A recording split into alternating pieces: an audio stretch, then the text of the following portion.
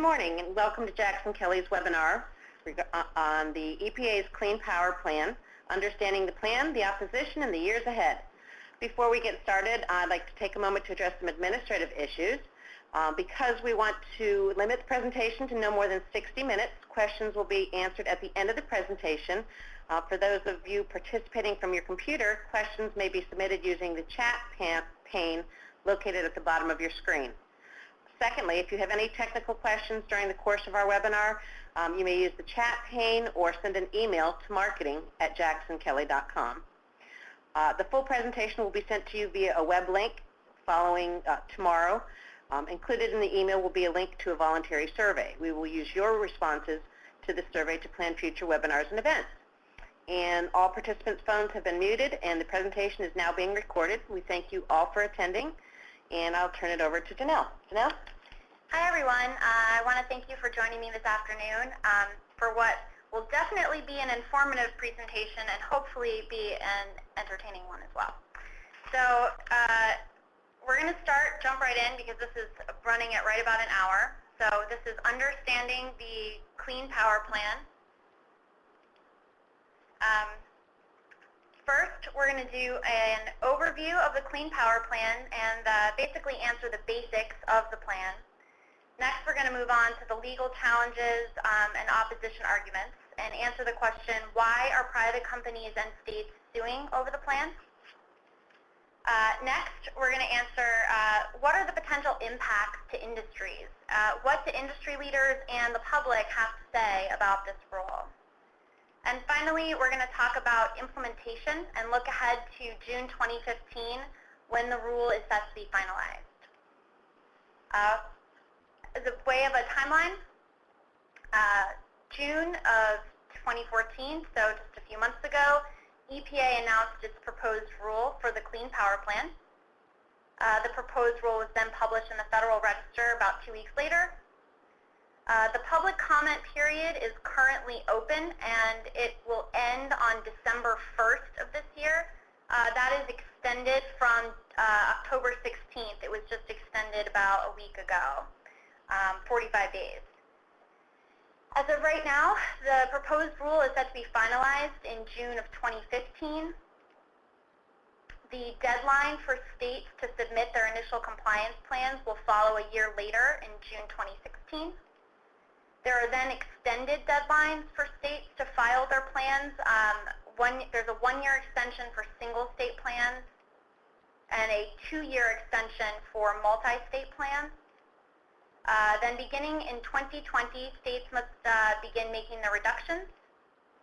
And by 2030, full compliance with the state plans should be achieved. Now, basically, the Clean Power Plan is the Obama administration's cornerstone of their stance on clean energy. They've really pushed for greenhouse gas reductions. In the past, they've proposed rules on efficiency guidelines for transportation and new restrictions on high-potency greenhouse gases. So this is really the third in that overall plan to reduce emissions. The EPA calls the power plan a common-sense plan to cut carbon pollution from power plants. Basically, the EPA projects that existing power plants will reduce their carbon dioxide emissions 30% from 2005 levels by the year 2030. Now, this has caused some confusion because the states each have their own targets and their own interim benchmarks to achieve, and they're all based on 2012 baseline emissions. So, in essence, not every state is going to have to be reducing their emissions by 30%. It's all going to be individualized by state, but the overall nationwide result will be a 30% drop from the levels that we had in 2005. So this chart here gives a basic picture overview of what the plan hopes to achieve. So this line up here, these two red lines show total energy generation, and these bars down here in steps show the emissions. This BAU line up here is business as usual. So if we don't do anything from this point forward, this is where we're projected to go with energy generation in the next 20 years or so. This line here shows with the CO2 rules, and this is this basically is taking into account efficiencies. So certain efficiencies will make those levels drop. Now here we see where the emissions were slated to go without the CO2 rule, and the step down shows with the CO2 rule. And as you can see here, it's a 30% drop from the year 2005 over to 2030.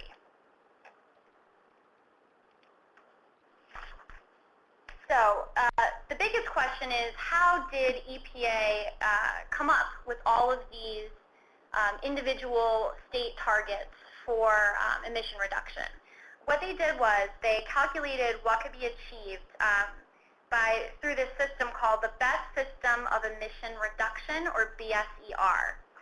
The cost, they took into account the cost of achieving reductions, health and environmental impacts, and also the energy requirements for each individual state. Each state is going to be required to set up its own program to comply with its emissions budget. Now, this is something EPA has said is a good thing, because they have said that the fact that there's not one nationwide mandate is supposed to maximize flexibility and allow each state to come up with the best way to reduce emissions for that state. Now, to give you a clearer picture of what this looks like for each state, here's just a sample of states below. So here we have, this is the average CO2 emissions for several states. This is the 2012 emissions baseline that I was talking about earlier. For a state like West Virginia, it's 2,056 average CO2 pounds per megawatt hour. That was our 2012 emission rate. The final goal over here is where we're supposed to get to by 2030. This results in a 20% reduction from 2012 to 2030. The interim goals are the ones that are supposed to be achieved between 2020 and 2029. So this is where we're, and this is an average. So this is where we're going to in the median years. This is the final goal. So we have an overall percentage reduction of 20%. Now, you see below, you have states like Kentucky and Ohio with 18 and 28% reductions. And then I included a state like Washington, which has a 72% reduction. And here you would think, okay, wow, Washington has a lot further to go than a state like West Virginia or Kentucky. But that's where things actually get somewhat deceptive, because, for instance, Washington State only has one coal-fired power plant in the whole state. So in order to cut its emissions by 72%, basically it has to close its one coal-fired power plant, and then its CO2 emissions plummet. A state like West Virginia, Kentucky, Ohio, states that are more coal-dependent have a lot harder, are going to have a lot harder road ahead reducing their emissions, because it's not going to be as simple as closing one power plant. And to show you in graph form what I mean, this is Florida. This is Florida's current energy usage. Florida has a 38% drop to get to from 2012 to 2030. So as you can see here with Florida's pie in 2030, most of it is made up of natural gas. A large chunk of the pie is coal. It has a little sliver of renewables, and then nuclear. In order to get to its 38% reduction, really what it has to do is just cut coal. Cut coal to a tiny little sliver, increase its renewables, increase its natural gas, and it's going to get to that magic 38% number that it needs. Now, when you have a diversity of electricity generation, that's somewhat easier to get to. As you'll see here, this is West Virginia. West Virginia is predominantly coal, West Virginia has a tiny sliver of renewables, and this mysterious other sliver over here. So in order for a state like West Virginia, for example, to get to even its 20% rate, it's going to have very few options. And basically the option is to reduce to increase its renewables. For example, at a recent West Virginia Coal Association meeting, a presenter noted that in order to get to a 20% reduction, just based on renewables, West Virginia would need to add 4,400 wind turbines to the state because we currently only have 327. So that kind of gives you an idea of what we would be facing if we needed to reduce 20% just on renewables. All right, so now we're going to get into EPA's authority for the plan. EPA has used Section 111 of the Clean Air Act and has basically set out that 111B is to control new sources and 111D is for existing sources. 111D, again, requires that EPA establish guidelines for the states to follow. So as we discussed, each state is going to submit a plan that sets out standards of performance for their existing sources and provides ways for implementation and enforcement of the performance standards. Now, this isn't to say that EPA is just letting the states run wild, because EPA retains the ability to take over the state program if the state fails to achieve its deadlines. Its goals by the deadlines.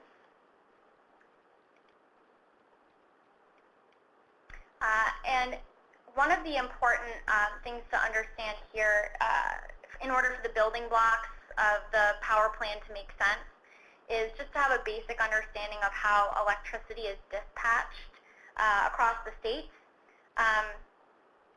So first we have that utilities use a wide range of the available options to meet the demand in economical ways. So what they'll do is they'll use methods like coal and nuclear facilities to historically supply a base load of electricity. And you can think of the base load electricity as the constant electricity that's present throughout a typical day. They're going to use then gas and petroleum, which are quicker but also more expensive.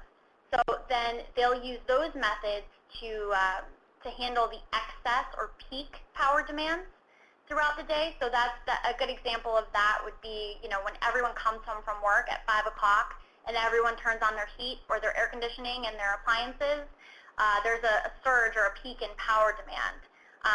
Gas and petroleum are used to quickly satisfy that peak demand. Typically, plants are operated with the lowest operating costs are dispatched first, and the higher costs are brought online later as demand increases. This is called the dispatch curve, and it represents the order that units are dispatched to meet the different demands. And this chart shows here, this is the price in dollars per megawatt hour, and this is the demands of generation. So here, we have things like renewables, nuclear, and coal at the bottom here, so that makes them more cost effective. And then as demand increases, the cost skyrockets. So we have things like natural gas and petroleum going all the way up here to meet peak demand.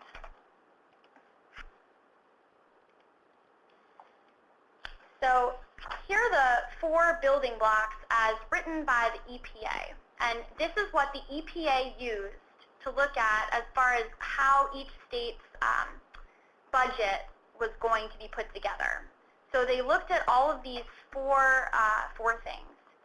Now, you can just take a look at them. If you're anything like me, the first time I read them, my 5th building block was, what did I just read? Because EPA speak is not easy to decipher.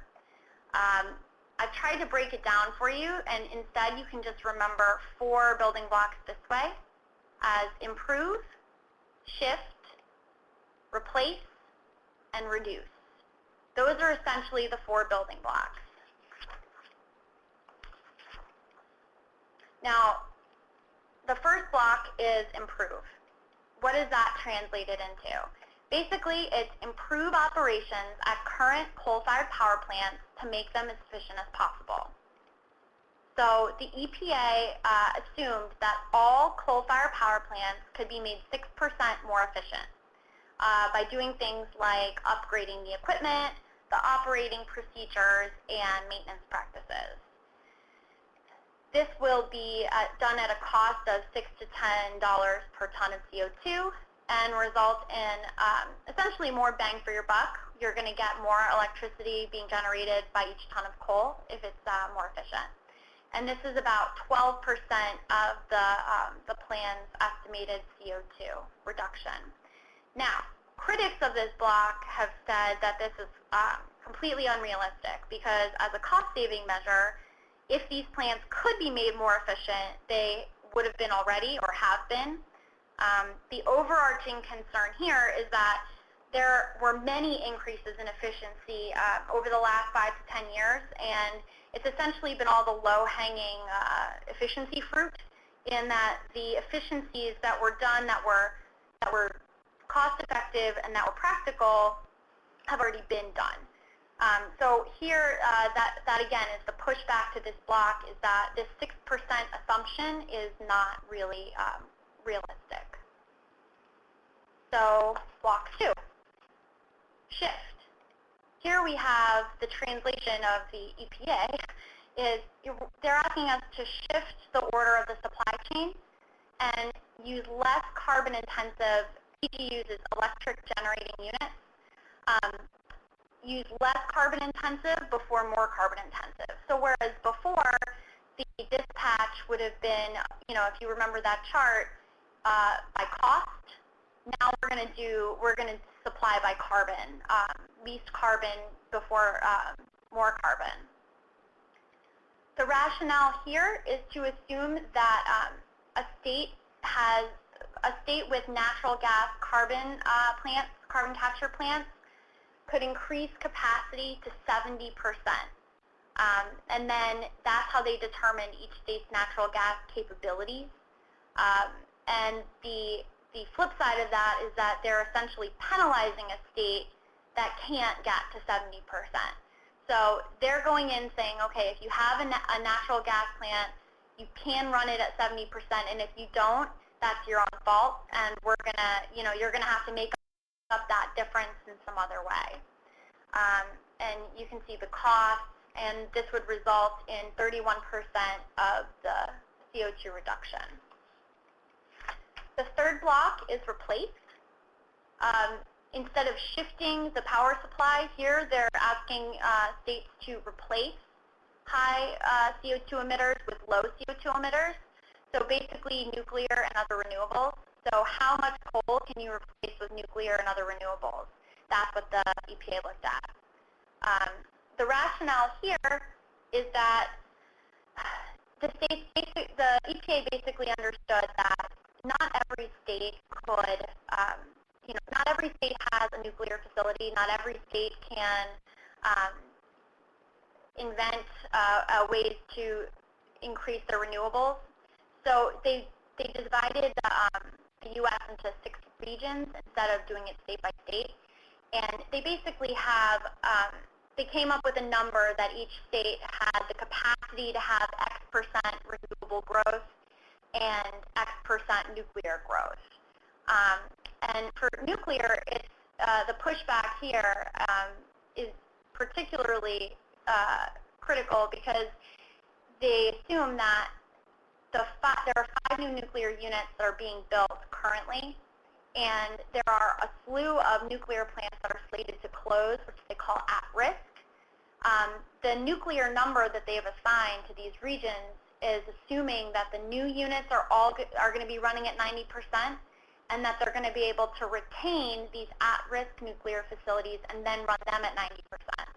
So there are a lot of assumptions in this block in particular that make some people uneasy. And this, again, counts for 40% of the estimated CO2 reduction for the plan. Finally, you have block 4, which is reduce. And this is basically reduce the demand for energy by improving efficiency. They assume that states can do this by subsidizing energy-efficient appliances and creating energy-efficient standards for new construction of homes and businesses. And again, the EPA came up with a number for each state that's assuming they can increase their annual savings and efficiency rates by 0.2% and maximize that to 1.5% through 2030. And here you see the estimated cost, and this would result in 18% of the CO2 reduction. Now, this is just a little chart to show you the efficiencies by block. So here you have this first block here, the improved block, the second block here, the shift block, shift to natural gas combined cycle units, shift to, replace with clean energy, and then 4, reduce the demand for electricity. And this is this purple line down here shows the expected target of the Clean Power Plan, and this orange line up here is the business as usual plan without any intervention from the Clean Energy Plan. And if you've read the rule, you've seen that there are plan alternatives. So basically, EPA has presented options 1 and 2 for compliance. Option 1 is what they're pushing for. This is the one they're proposing. It has the interim goals to be between 2020 and 2029, the final goal by 2030. And this is a longer time frame, so the goals are more strict. Then option 2 has the interim goals 2020 to 2024, final goal by 2025. Now, this is a shorter time frame, so the goals are less strict. EPA is proposing option 1, but it's actively seeking comments on the ideas laid out in option 2. And both of the options use the building blocks to create the reduction numbers, and the reduction numbers are equivalent, and you're going to end up at the same place by 2030, but you're just going to have to, it's really a timing issue for the differences. Another key component of the plan that the EPA is pushing is regional cooperation.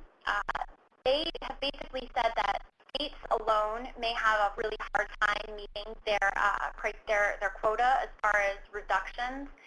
So they're pushing this idea of regional cooperation, and that if we have compliance across geographic areas, that it's going to end up with more flexible, cost-effective ways to comply. And EPA projects that this regional compliance will drive down the cost by $1.5 billion by 2030. Here's the chart that they've laid out. You can see here they have estimated the cost at $8.8 billion and for state-only compliance, and the plan cost goes down to a bargain of $7.3 billion at 2030 if we do regional compliance instead. And the benefit for the states is that for regional compliance, the compliance numbers are averaged between the states. So you could actually, it ends up being a big help to some of the sister states that may have a harder time meeting that criteria. And this is just a map of the compliance zones, the 6 zones. And as you can see, West Virginia falls into the East Central zone here, along with Ohio, Pennsylvania, Maryland, Delaware, New Jersey, and Virginia.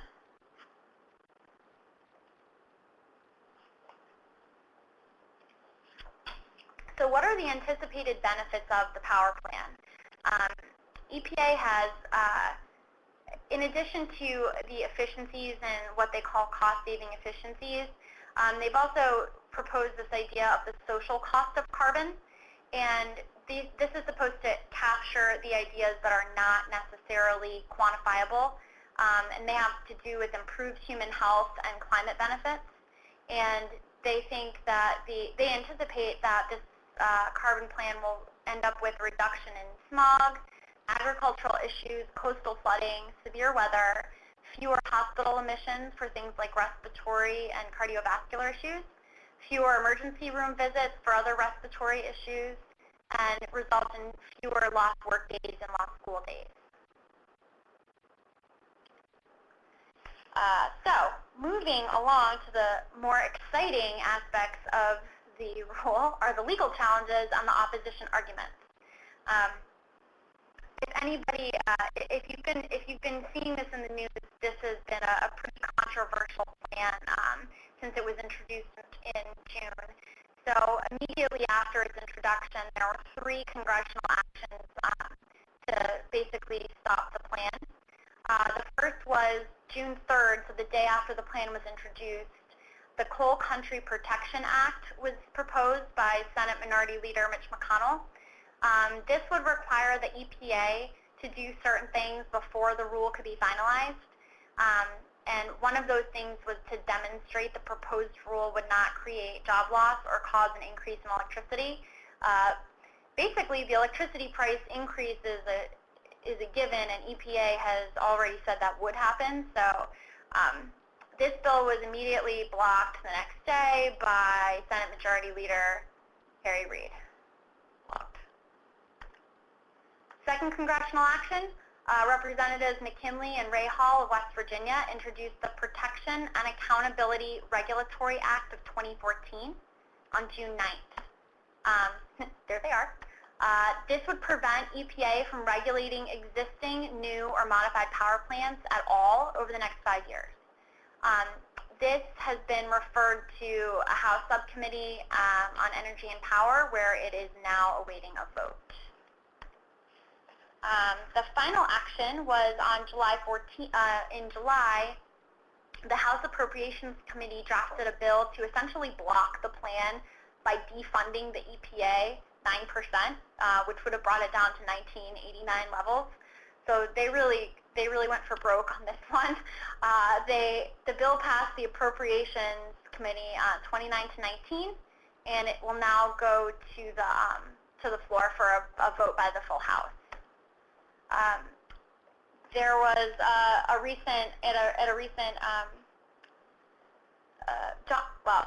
John Podesta, a senior advisor to President Obama, gave a speech recently and said that Republican pushback to the president's agenda, and all of these congressional actions have been Republican. That trying to defund this bill is going to have a 0% chance of working.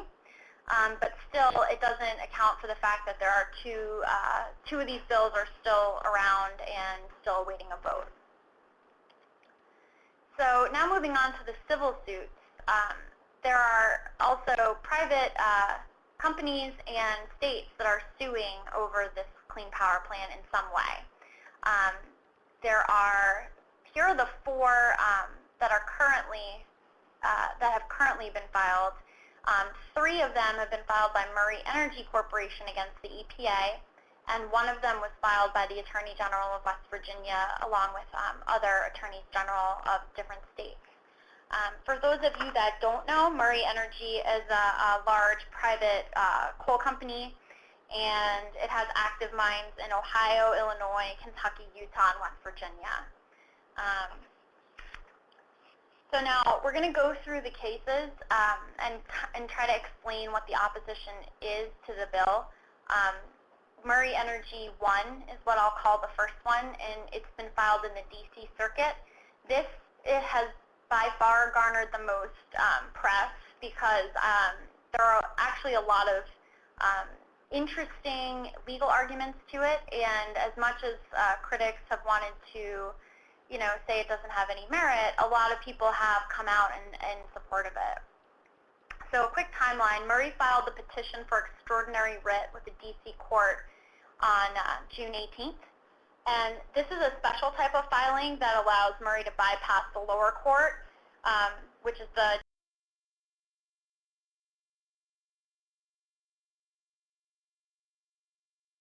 D.C. District Court, and go directly to the circuit court level. Then following that on June 25th, there was an amici brief filed, and I apologize because this is a mixed audience of both lawyers and non-lawyers, so I want to make sure nobody is in the dark on any of this. An amici brief literally means a friend of the court brief, and so you can, if you feel like you have a stake in the case or you want your opinion to be heard, you can file a brief making certain arguments. And in this case, the amici brief was filed by Patrick Morrissey, the Attorney General of West Virginia, along with the Attorneys General of Alabama, Alaska, Kentucky, Nebraska, Ohio, Oklahoma, South Carolina, and Wyoming. And in this brief, the states staunchly support Murray and oppose the EPA rule. And then recently the court issued an order stating EPA must respond to this suit by the 20th of October. Now, what are Murray's claims? Here, Murray claims that that the proposed rule is a prohibited double regulation of coal-fired power plants. Basically, they argue that the Clean Air Act prohibits the EPA from double regulation of energy sources. So emissions from coal-fired power plants are already regulated under a different section, 112. Therefore, they cannot be regulated under 111D. Murray makes this argument because of the rule, the 2012 Mercury and Air Toxic Standards Rule, or the MATS rule, and that's what was issued under 112. Murray's other claim is that the proposed rule is ultra-virus, which literally means EPA has it's beyond EPA's authority to issue this rule. So EPA did not have the statutory, that Congress did not intend for EPA to issue this rule under 111D. Now, normally a party cannot challenge a proposed rule until it's final. So here, Murray makes the argument that these are extraordinary circumstances that allow for a legal challenge at the proposed rule level. And essentially, they're arguing that the rule, even though it's only proposed, it might as well be the final rule. And they say that because they say significant harm is being imposed now because people, such as energy utilities and states, are having to make these massive financial decisions based on the rule. So it doesn't really matter at this point if it's just proposed or final. All the harm is happening now. Now, EPA's position, this is another oddity of this case, and it's really because we don't know EPA's position yet, theoretically, because they have until October to respond. But it's very clear that EPA anticipated that this rule was going to cause this type of litigation. And we know that because they took the very unusual step of issuing a legal memo in support of the rule as a supplement to the rule itself. So if you look at the actual rule in the Federal Register, there is a legal memo in support of of their foundation to issue this rule. And a recent presentation given by Roger Martell, he's a former head of the EPA, he gave his opinion and said that this was not a position of strength for the EPA, the fact that they did this, and said that this is kind of showing that they knew that this was not on sturdy legal footing here to issue this rule. Now, this is from the EPA memo. The EPA memo basically says they acknowledge that they regulate coal-fired power plants under 112, and basically say it doesn't mean that they can't do so under 111 because the 112 and 111 are ambiguous.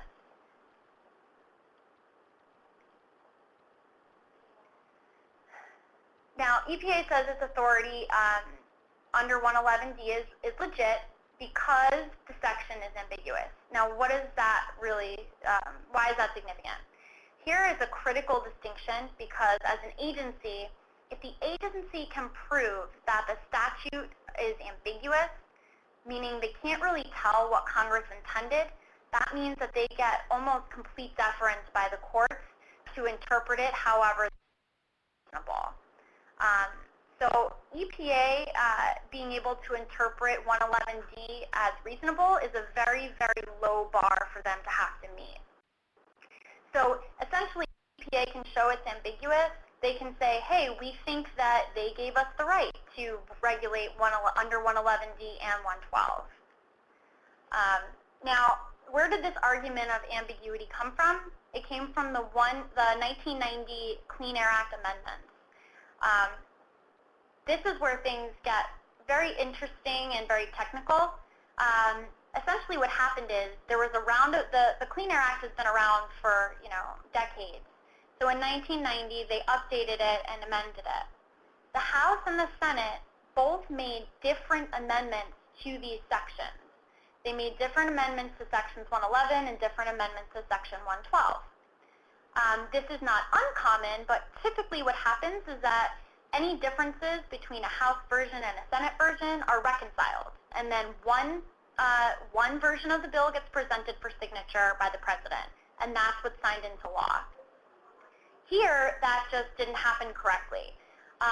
The versions were not reconciled properly, so there were errors that included some of what the Senate said and some of what the House said, and essentially the EPA argues that both of these things were enacted, and now this leads to this conflict that creates an ambiguity which allows them to reasonably interpret the statutes however they see fit.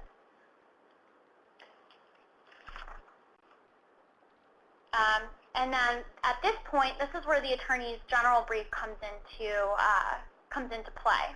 The Attorney General agrees with Murray and puts together their own arguments in response to the EPA. They assert that, again, the same as Murray, they assert the proposed rule is a double regulation and therefore illegal.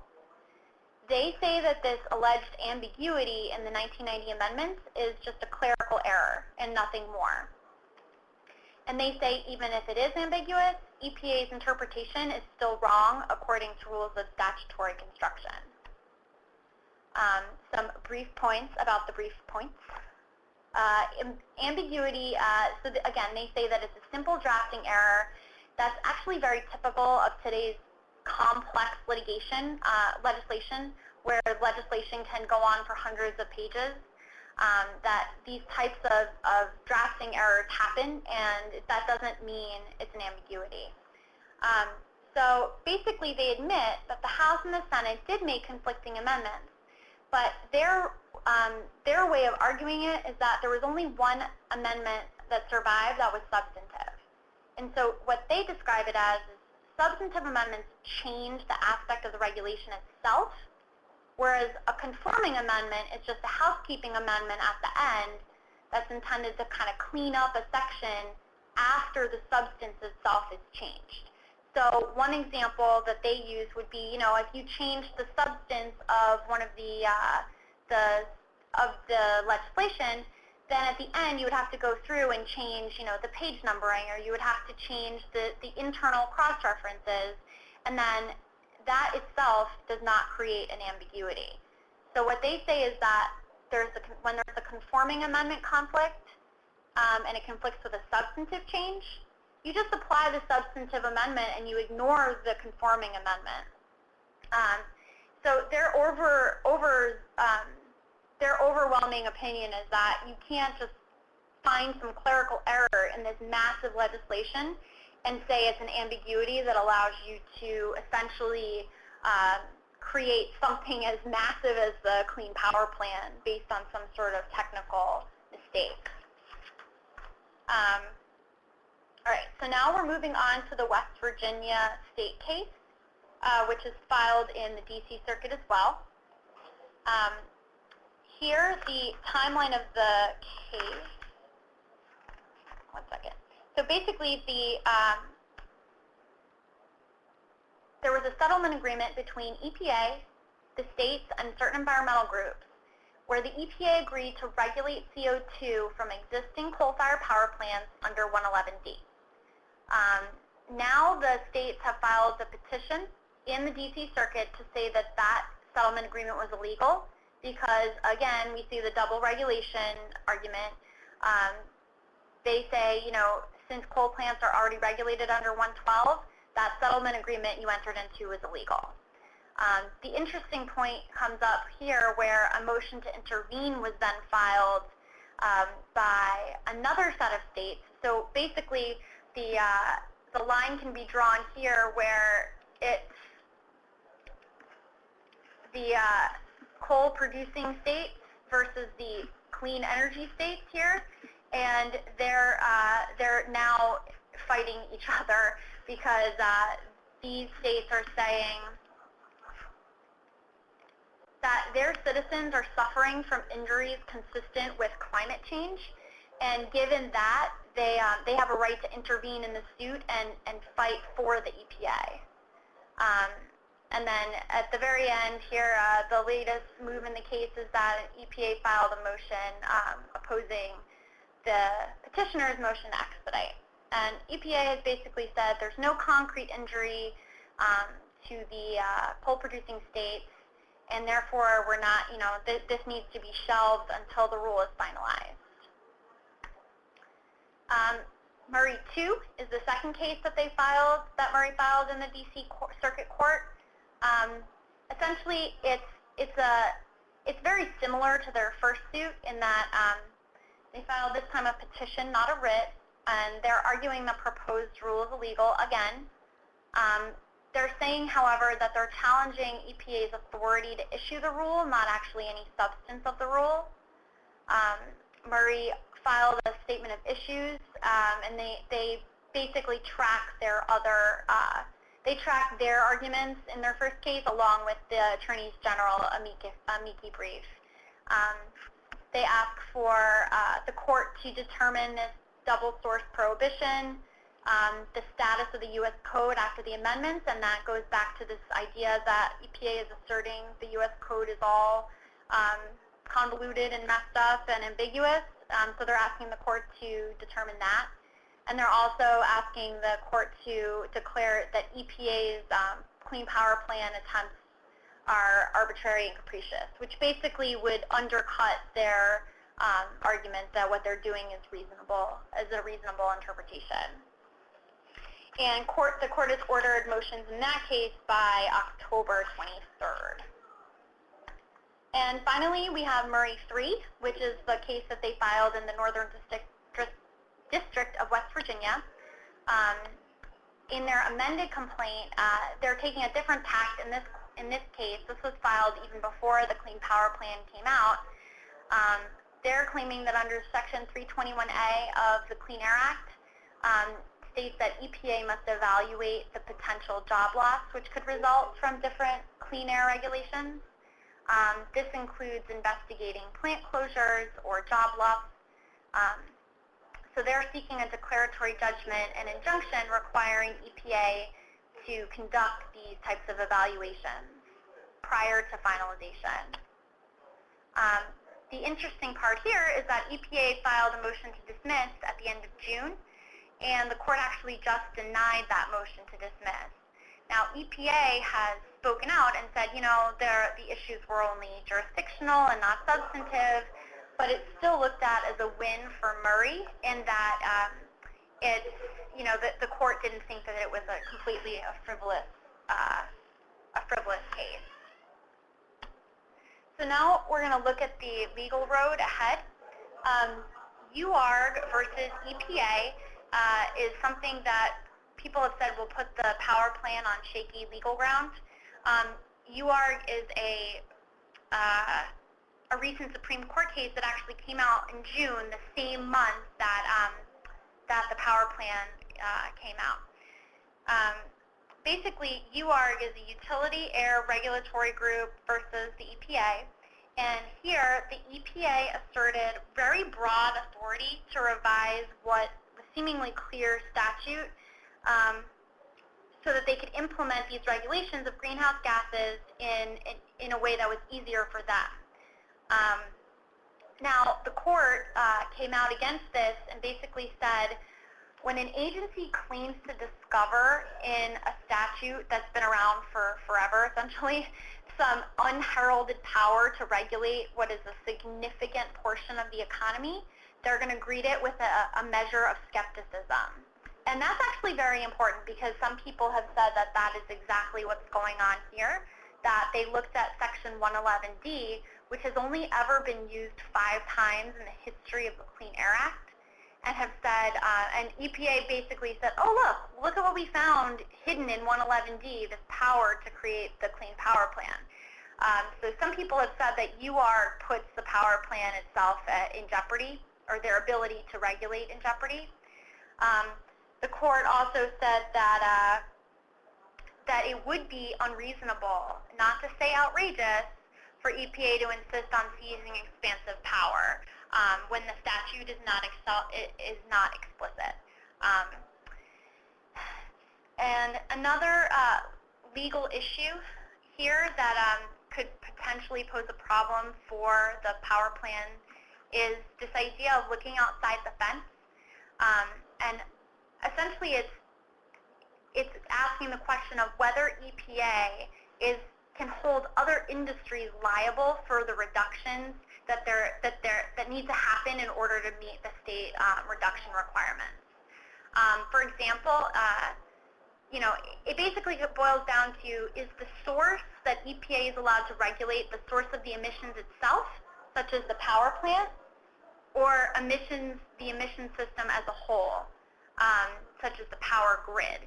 So it's whether or not they can sort of reach outside the fence and regulate the entire industries outside of just saying a power plant has to reduce its emissions.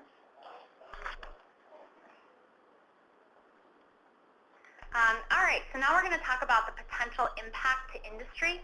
And first is the rise in prices. Pretty much everyone is in agreement that prices will rise as a result of this plan. The average retail electricity prices are expected to increase 3%.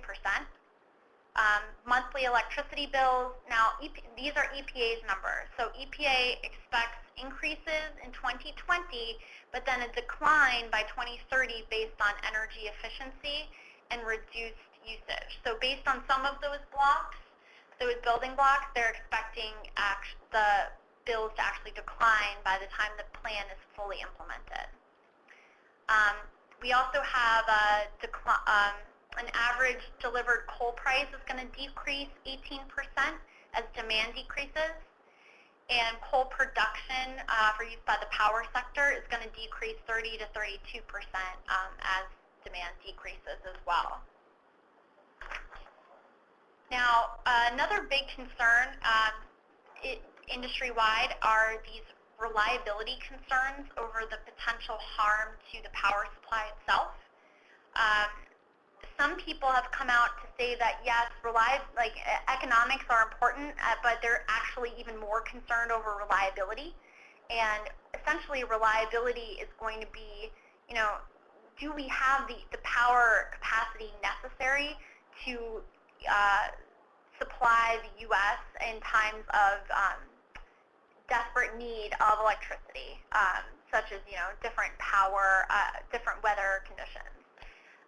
Nicholas Akins, the CEO of American Electric Power, which serves 929,000 customers in West Virginia, and Tennessee, came out recently and said that forcing these changes in such a short time frame could basically result in a convoluted mess that is going to have a really strong impact on the reliability of the power grid. There are other reports that have echoed the same concerns. The Government Accountability Office released a report recently saying that power companies intend to retire more generating capacity and retrofit less than they had initially anticipated at the outset of this proposed rule. And they also have said that now 13% of coal-fired generation will go offline by 2025.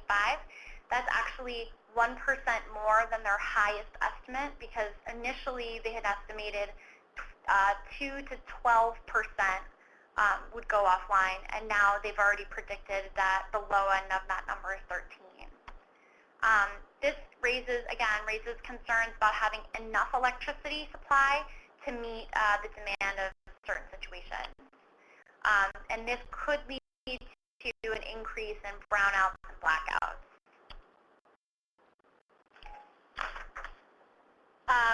So the Federal Energy Regulatory Commission, or FERC, has weighed in on this as well, and they have definitely downplayed any concerns, but they have said that the reliability of the power grid could be preserved, but we need regional cooperation, a lot of pre-planning, and infrastructure developments need to be prioritized during this whole rollout of the power plan.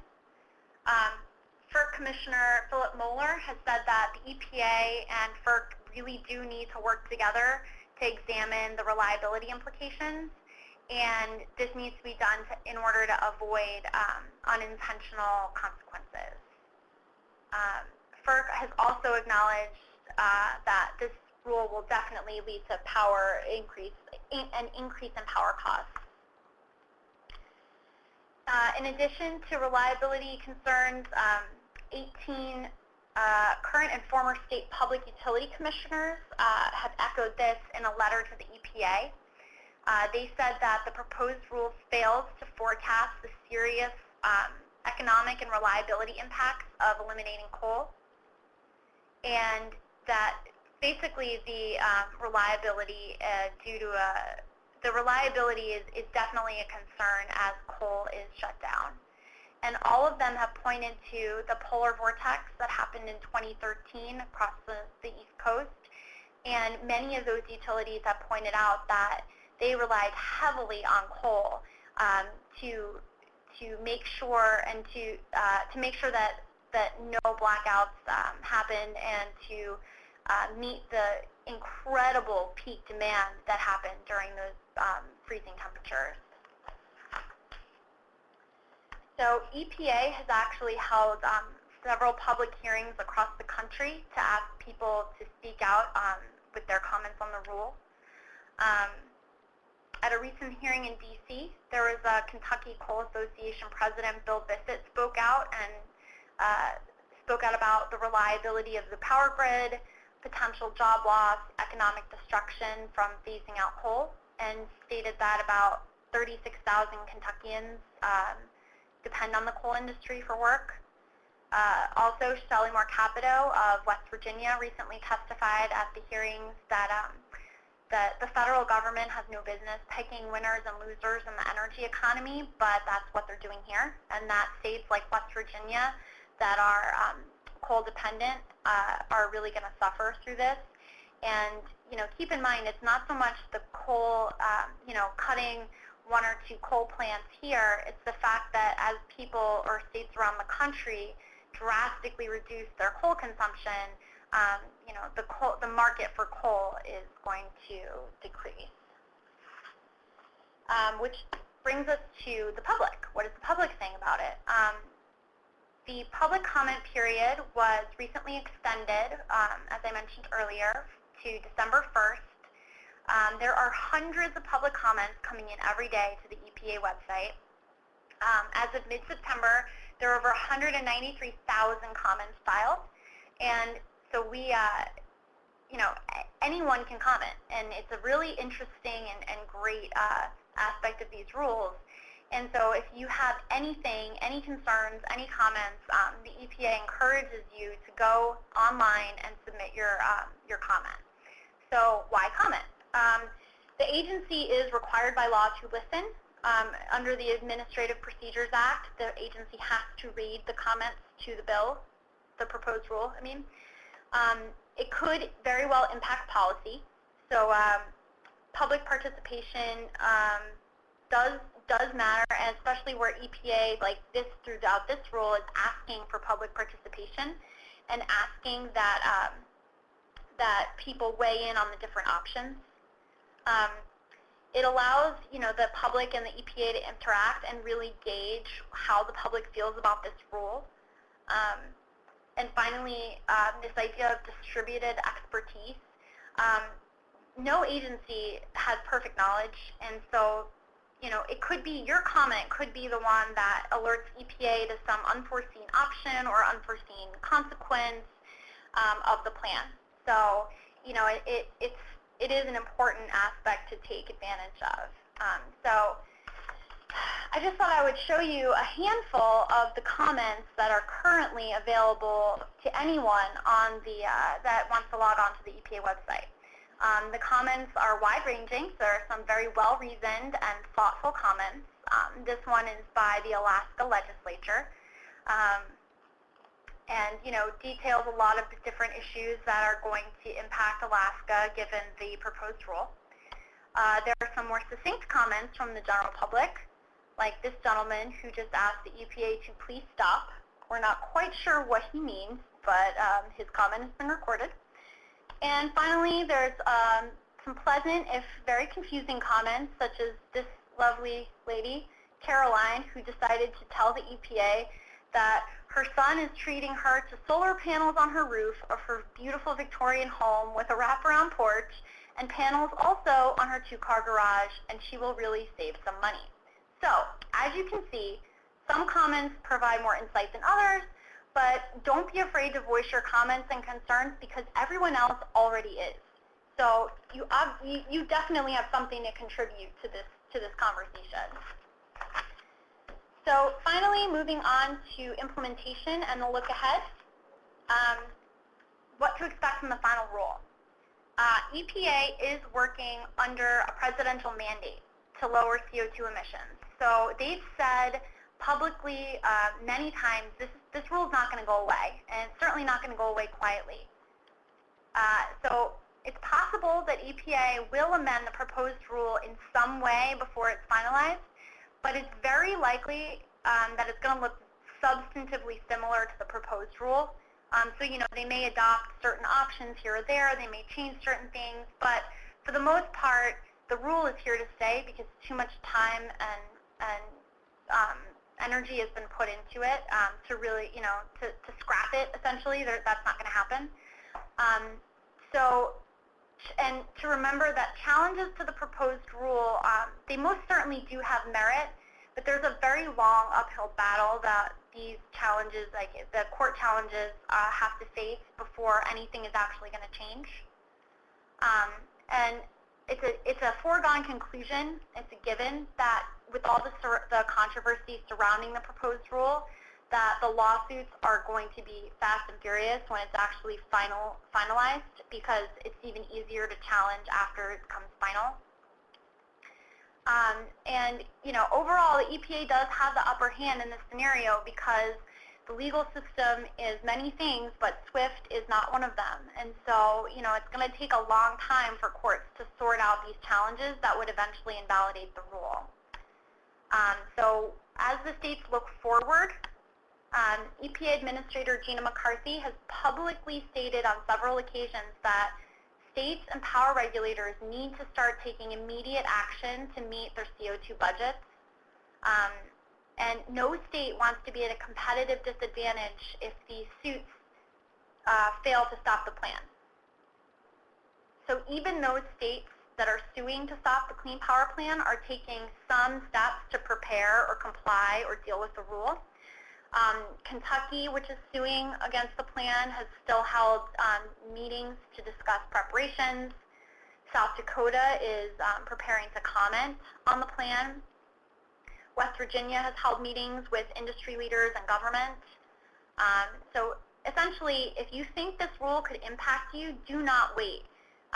You need to talk to those in your industry, talk to your legal counsel, your state reps, the EPA, because June 2015 and the Clean Power Plan will be here before you know it, and you don't want to be caught off guard.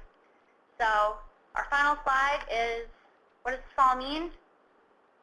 America, we want you to switch to clean energy. Great. Thank you.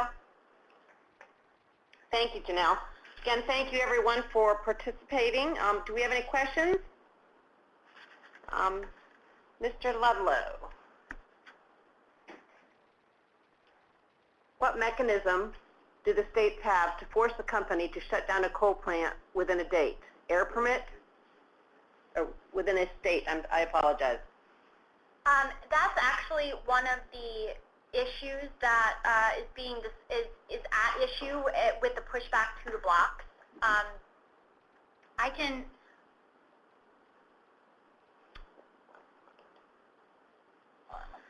look into it more if you want a more specific answer offline, but basically that is what the question is, where I was saying that the pushback to one of those blocks, whether that's inside or outside the fence, and some people have said that the state doesn't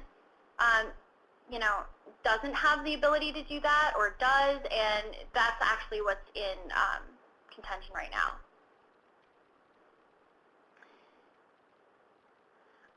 The individual state plans,